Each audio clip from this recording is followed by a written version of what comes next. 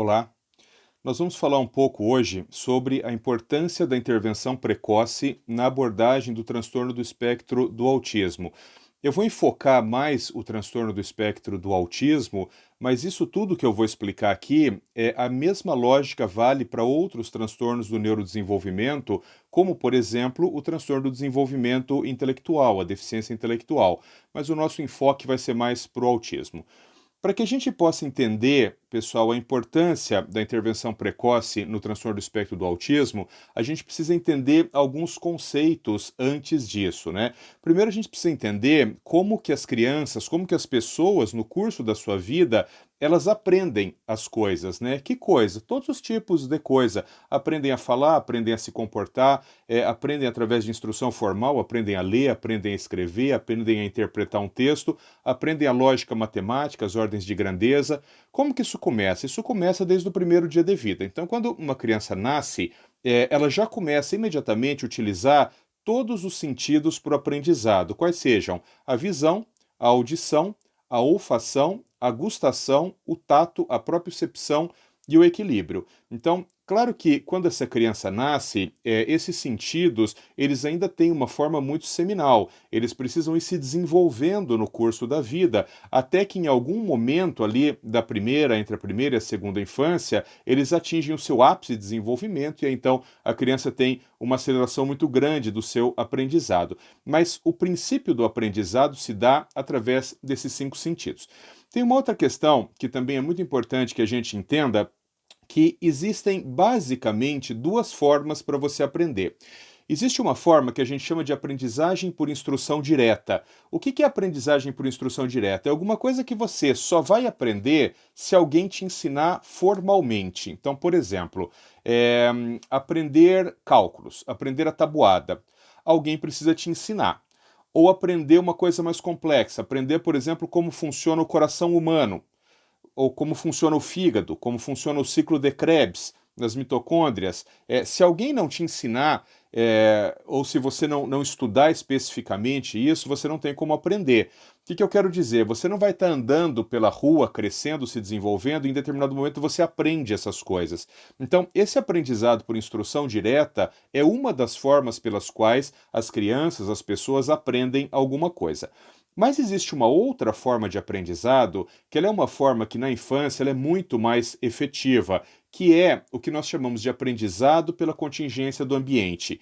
O que é o aprendizado pela contingência do ambiente? São coisas que você aprende sem que você seja formalmente ensinado. Então, por exemplo, se eu pergunto para alguém assim, você sabe abrir uma porta? A pessoa diz, eu sei abrir porta. E aí você pergunta para ela, mas como que você aprendeu a abrir porta? Ela vai dizer, não sei. Eu sei abrir porta, mas eu não sei como eu aprendi a abrir uma porta. Então, isso é a aprendizagem pela contingência do ambiente. Provavelmente, em algum momento, quando ela era um bebê, ela ouviu a mãe, a avó, a tia, o pai, dizendo assim: deixa eu abrir essa porta. E aí, quando ela viu aquela pessoa abrindo a porta, ela compreendeu que aquilo era abrir a porta. E num outro momento, ela compreendeu que o verbo abrir ele se aplica a várias condições. Por exemplo, ela também viu alguém abrir uma gaveta e diz assim: deixa eu abrir essa gaveta, deixa eu abrir essa caneta, deixa eu abrir a porta do carro. E depois ela começou a abstrair mais ainda. E ela começou a perceber que o verbo abrir ele tem outras utilizações. Por exemplo, eu vou abrir meu coração para você. É uma forma mais abstrata de se utilizar o verbo abrir. Mas esse tipo de aprendizado, pessoal, a gente chama de aprendizado por contingência ambiental. Então, ninguém precisa ensinar formalmente. Você vai vivendo e você vai aprendendo. Muito bem.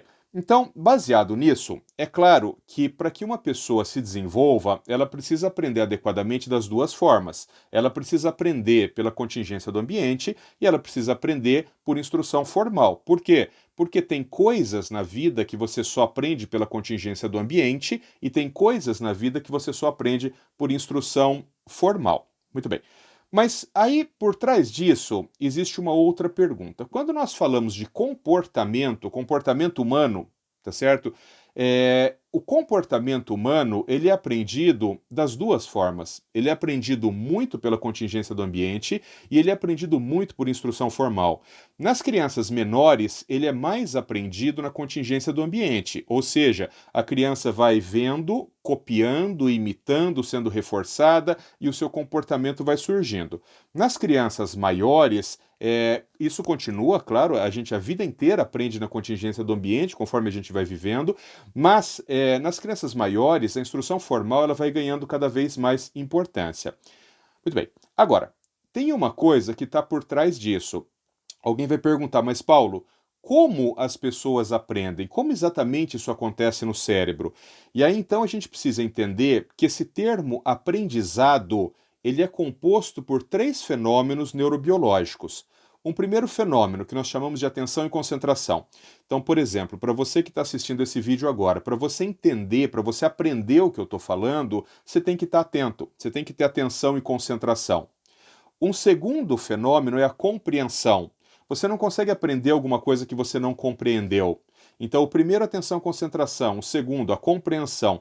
E o último, a memorização. Então, pessoal, esqueçam aquela história que a gente ouvia quando era criança, que era muito comum, de dizerem assim: tem que aprender, não pode decorar. Absolutamente tudo que você aprende, no final das contas, você decorou. Esse é o processo pelo qual o cérebro retém a informação. Então, de novo, atenção e concentração, compreensão e memorização. Quando esses três fenômenos acontecem, nós dizemos, essa pessoa aprendeu determinada coisa. Então, por exemplo, se eu vou ensinar para uma criança que 3 vezes 3 é 9, tá certo? Uma criança lá de 7 anos, eu vou ensinar que 3 vezes 3 é 9. Primeira coisa, ela precisa estar atenta em mim, ela precisa estar prestando atenção no que eu estou tentando ensinar. Segundo, ela precisa compreender por que 3 vezes 3 é 9. E aí eu vou ensinar ela. 3 vezes 3 é 9 pela seguinte lógica, porque 3 mais 3 mais 3 é 9. Logo, 3 vezes 3 é 9. Aí ela compreende. Eu posso fazer isso de forma concreta. Eu posso colocar pauzinhos para ela, por exemplo, para a gente contar juntos e explicar isso, mas ela tem que compreender. E o terceiro fenômeno que tem que acontecer é a memorização.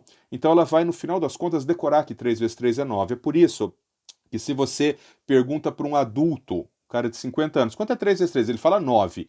Ele não reconstruiu todo o processo. Ele não pensou 3 pauzinho, mais 3 pauzinho, mais 3 pauzinho, 1, 2, 3, 4, 5, 6, 7, 8, 9. 3 vezes 3 é 9. Não. Ele falou porque ele tem isso memorizado. Por quê? Porque aquilo foi aprendido. Então, o fenômeno do aprendizado, pessoal, passa sempre por essas três questões. É claro que quando a gente fala de memorização, sempre haverá um primeiro momento em que há uma memorização que nós chamamos de fluida. Ela é uma memorização que ela dura pouco tempo, ela é pouco eficaz. Num segundo momento, essa memorização por fenômeno de repetição vai sofrer consolidação. E aí então, numa determinada parte lá do cérebro, gerenciada pelo hipocampo, essa memória ela fica guardada ali para sempre. Essa é a explicação pelo qual a gente pergunta 3 vezes 3 depois de 30, 40 anos que você estudou isso lá no segundo, terceiro ano do ensino fundamental e você continua falando 9, porque essa memória ela está consolidada. Muito bem. Aí você vai perguntar, mas ô Paulo, o que isso tem a ver então com a intervenção precoce no transtorno do espectro do autismo? Tem a ver com o seguinte: esses fenômenos que eu acabei de explicar para você, atenção, concentração, compreensão e memorização, eles são tão mais efetivos quanto mais jovem é a criança. E por quê? Qual que é o racional por trás disso, né? O racional é que o nosso cérebro, ele trabalha com atividade elétrica e com mudanças morfológicas do tecido neuronal. Então, quanto mais novo é o cérebro, quanto mais nova é aquela criança, mais fácil esse cérebro sofrer, esses neurônios, eles sofrerem alterações morfológicas e eles fixarem o aprendizado. Mais fácil esses três fenômenos acontecem. Quanto mais velha é uma pessoa, não é que isso não aconteça. Isso pode acontecer numa pessoa de 80 anos de idade. Uma pessoa de 80 anos de idade pode continuar aprendendo coisas, mas esse fenômeno ele vai se tornando cada vez mais difícil, cada vez mais lento, cada vez mais laborioso. Então, quando nós falamos de uma criança que tem transtorno do espectro do autismo, o que nós estamos falando? Nós estamos falando de uma criança que tem alterações comportamentais. esses comportamentos, ou eles estão desviados para baixo, ou seja, aquela criança precisa aprender algumas coisas que ainda não aprendeu, ou esses comportamentos estão desviados para cima e a gente precisa reensinar, recolocar aqueles comportamentos na vida daquela criança. Então, quanto mais cedo você implementa terapias capazes de mudar o comportamento, maior a sua chance de conseguir aprendizado. Esse é o racional pelo qual, pessoal, não adianta começar a tratar uma criança com transtorno do espectro do autismo com 6 anos de idade, com 10 anos da idade. Por quê? Porque todo esse aprendizado que deveria acontecer na contingência do ambiente, ele já deixou de acontecer. Porque o cérebro da criança com transtorno do espectro do autismo, uma das principais alterações que ele tem é justamente a dificuldade de aprender por imitação e reforçamento. Então, o aprendizado no autismo, ele tem vários pilares, né? Um desses pilares é a genética. Então, existem crianças que têm uma genética mais favorável para o aprendizado e o aprendizado ele será mais rápido. Um outro pilar, claro, é o diagnóstico precoce. Então, quanto mais cedo é feito o diagnóstico, maior a chance de você instituir uma intervenção precoce e maior a chance dessa criança aprender.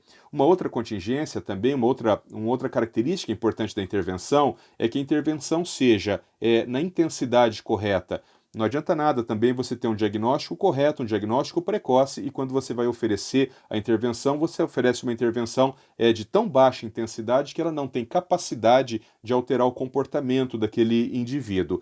Então, eu diria que os preceitos de uma boa intervenção para uma criança com transtorno do espectro do autismo são basicamente diagnóstico correto, não só do autismo, mas de suas comorbidades também, isso é muito importante, intervenção precoce e o tratamento adequado. O tratamento adequado ele se divide em duas vertentes. Uma primeira vertente com os profissionais adequados.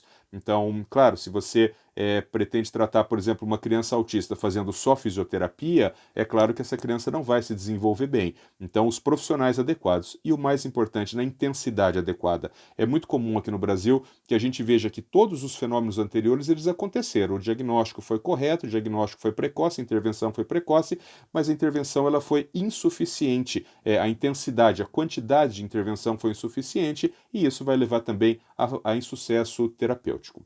Espero ter ajudado, eu me coloco à disposição caso hajam algumas questões. Um abraço e fiquem com Deus.